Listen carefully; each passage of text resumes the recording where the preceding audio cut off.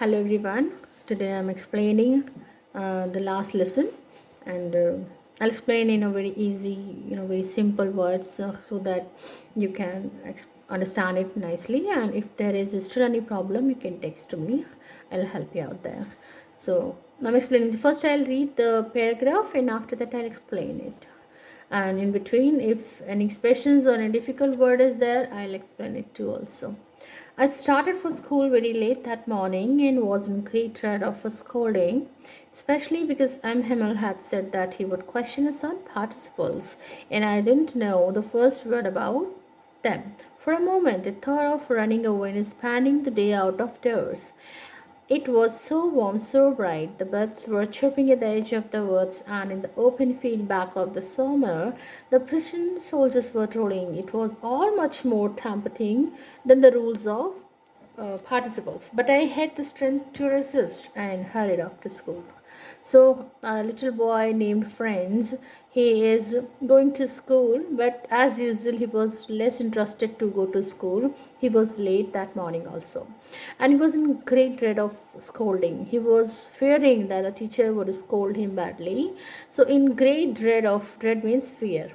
So, and I did not know that because the teacher was going to ask about the participles, the rules of the participles. As a teacher, we also gave some topics to children to prepare.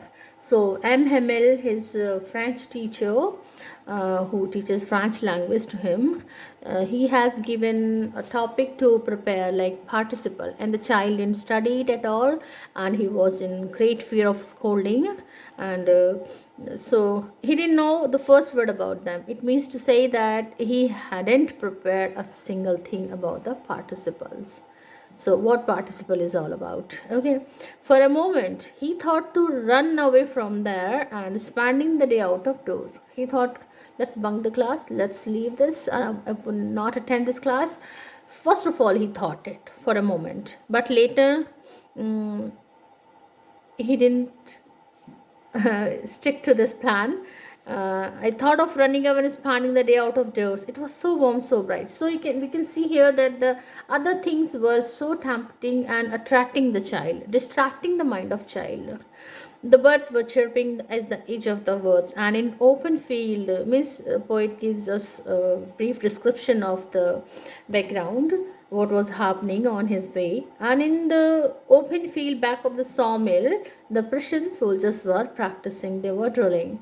It was all much more tempting than the rules for participants. Means the images, the scenery, and what was happening on the way, it was all more tempting than the participles. But I had the strength to resist. I had the power to oppose this temptation because he was too much scared, too much fearful. The teacher would definitely scold him.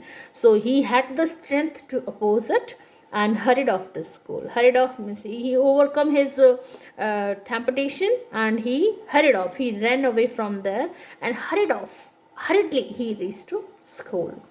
I hope you understand it. Now, the next para, when I passed the town hall, there was a crowd in front of the bulletin board. When he reached there, he passed the town hall. There was a town in between of the street.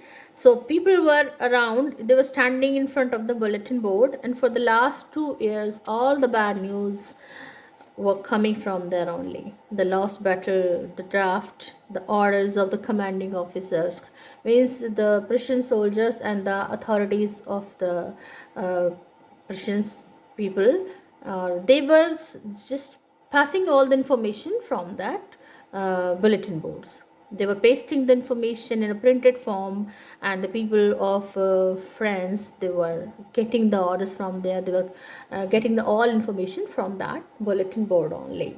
And I thought to myself without stopping, what can be the matter now? And the child was thinking, what is the matter now? So many bad news they got from there only, and now child was worried that what is new.